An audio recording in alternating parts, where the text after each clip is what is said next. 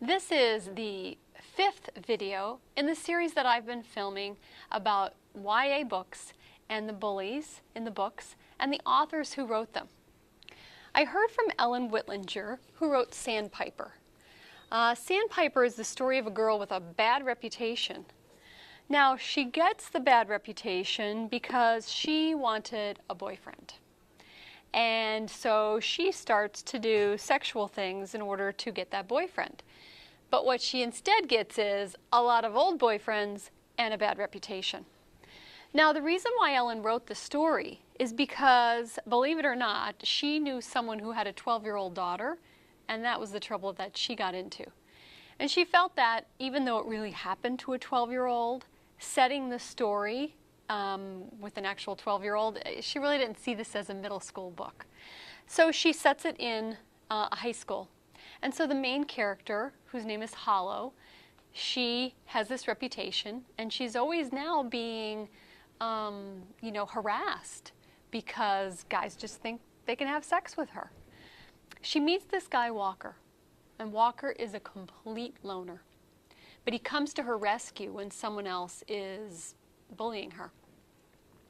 So it becomes that story. Really interesting stuff. Now, Ellen also said that she feels that her hope is that we can get at least one bystander, someone who is looking and seeing the bullying that's happening, stand up, just like the way Walker did in this story. Now, the second book in this report is called Finding HF by Julia Watts. I don't have a copy of the book to show you, but HF is the main character. You have to read the book to find out what HF stands for. It's pretty good part of the story. But basically, HF lives in this very small town in what we would call the Bible Belt, and she really doesn't fit in. And there's bullying that takes place in the book.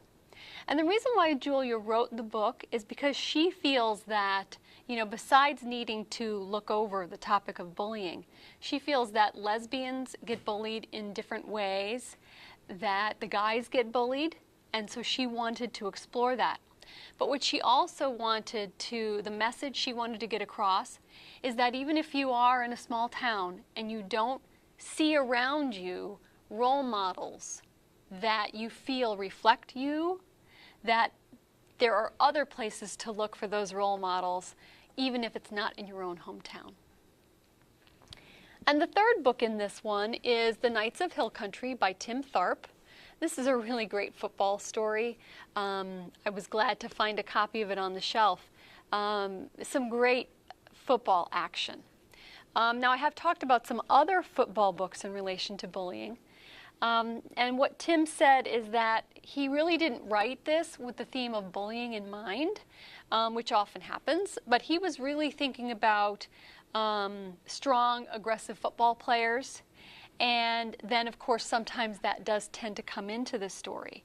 In this story, the town condones the violence, the culture condones the violence, and the linebacker in this story, Hampton Green, he has to set himself apart from that. He has to make a stand, which is something that it's very hard to do, and a lot of people just don't do that.